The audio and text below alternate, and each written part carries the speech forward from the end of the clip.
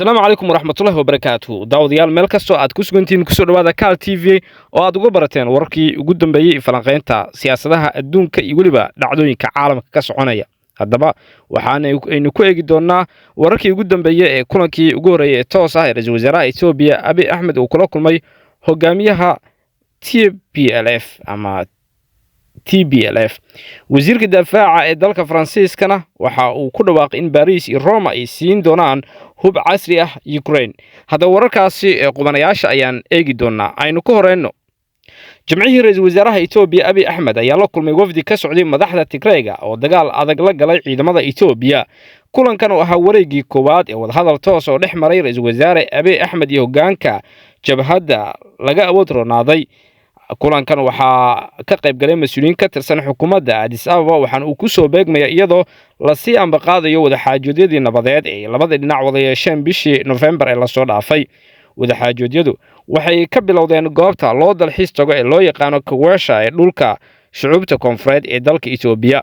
hay'adda warbaahinta Itoobiya ayaa sheegtay in labada dhinac ay qiimeeyeen talaabooyinka ilaa hadda la qaaday ee lagu dhaqangelinayo heshiisyadii nabadeed ee Pretoria iyo Nairobi waxaana ay ka wada hadleen arrimo badan oo u baahan in fiiro gaar ah loo yeesho wada xaajoodka toos ah ayaa yimid kadib markii hal bil kadib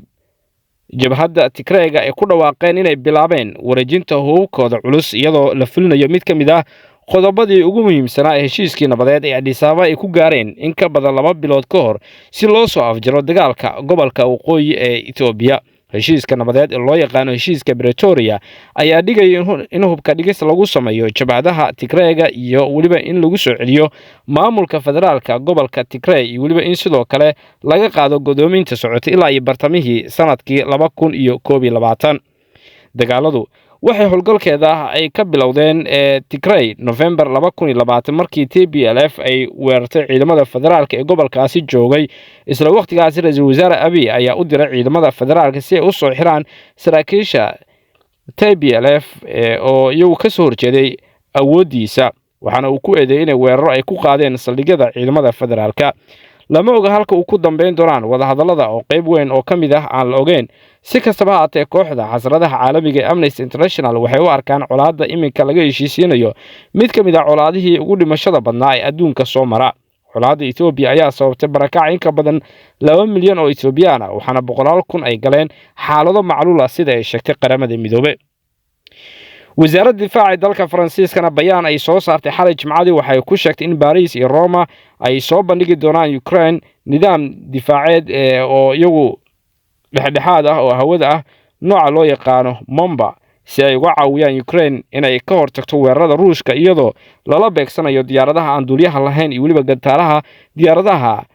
dagaalka laga soo ridaba wasaaraddu waxa inta ay ku dartay in bixinta nidaamkan uu daboolayo baahida degdega ah ee wasiirka difaaca Ukraine Oleksiy uu u muujiyay dhigiisa Faransiiska iyo Talyaaniga si looga ilaaliyo dadka rayidka iyo kaabayaasha weerarada ee cirka ah ee Ruushka bayaanka ayaa lagu sheegay in wasiirka ciidamada ee Faransiiska Sébastien Lecornu uu jimcihii wadahadal dhanka taleefanka ula yeeshay wasiirka difaaca Talyaaniga Guido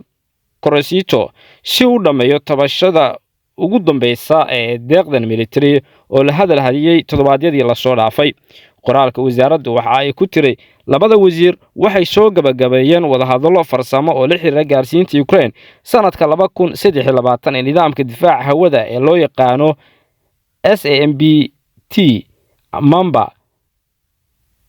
manduumadana waa nidaamkii ugu horeeyay ee ka hortagga gantaalaha ee reer Yurub ee leeyihiin lana geenay Ukraine sidoo kale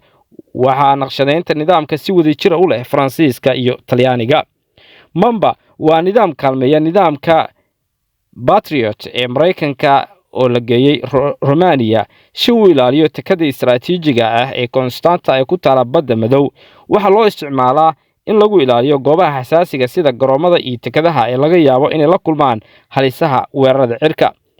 muddo bilo ah ayaa xukuumadda Kiev waxay ku baaqaysay inay xoojiso difaaceeda dhulka ee ka dhanka ah weerarada cirka kadib markii ciidamada Ruushka weerar aan kala joogsi lahayn ay qaadeen iyadoo la adeegsanayo diyaaradaha aan duuliyaha lahayn ee Iran inta badan burburiyay kaabayaasha asaasiga ee Ukraine banaymayno maqmuud ayuu yiri Zelensky. dhinaca kale madaxweynaha Ukraine Volodymyr Zelensky ayaa jimcihii sheegay in Ukraine aysan ka tanaasuli doonin magaalada go'doonsan ee lagu magacaabo Bakhmut oo dhacda bariga dalkaasi. waan dagaalami doonaa inta aan awoodno ayuu yiri dhamaadka shir madaxeedka midowga Yurub iyo Ukraine oo lagu qabtay Kiev isagoo Bakhmut ku tilmaamay ee qalcad. ciidamada Ruushka ayaa muddo bilo ah isku dayay in ciidamada Ukraine ay ka soo saaraan magaalada Bakhmut ee istiraatiijiga iyagoo taageero ka helaya maleeshiyaadka kooxda amniga ah ee Wagner ee Ruushka. waxaana maalmo ka hor soo baxay warar sheegay in ciidamada weerarka soo qaada ee ku guuleysteen in gebi ahaanba ay hareereeyaan. Zelensky waxa uu soo cusboonaysiiyay baaqiisi hub aad u xoogan oo uu kaga hortagayo weerarada Moscow, waxaana uu yiri markasta oo aan haysano gantaalada ridada dheer si wanaagsanna loo qalabayo madaafiicda waxa si degdeg u soo afjarmi doonta duulaanka Ruushka, waxaana la ilaalin doonaa ammaanka iyo waliba xuriyadda Yurubta weyn. waa sida uu hadalku dhigay. isagoo hadalkiisa sii watan waxa uu yiri haddii ay jirto in si degdeg loo keeno shixnado hub ah gaar ahaan gantaalada ridada dheer kama bixi doono oo kaliya Bakhmut, balse waxaan u bilaabi doonaa inaan xoreyno Donbass oo la haystay ilaa iyo 2014. kamid noqoshada midowga Yurub ee Ukraine.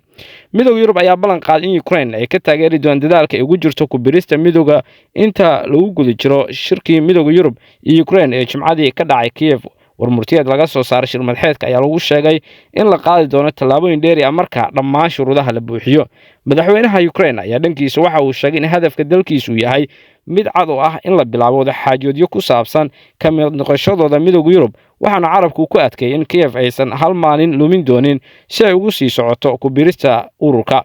waxa uu soo cusboonaysiiyay baahidii uu dalkiisu u qabay hubka ridada dheer, taas oo ay ugu wacan tahay inay awood u leeyihiin inay dadajiyaan xalinta dagaalada. waa sida uu hadalka u dhigay. madaxweynaha Ukraine ayaa sheegay inuu jiro isfaham ku saabsan suurtagalnimada in la bilaabo xaajoodyada ku saabsan ka mid noqoshada Ukraine ee midowga Yurub sanadkan. inkastoo Zelensky hadallo rajo leh uu ka sheegay bilowga wadaxaajoodyada ku biritaanka Kiev ee midowga Yurub ayaa hordhiga shuruudaha ayaa iyaguna aan fududeyn waddan kasta oo doonaya in uu ku biro ururkaasi.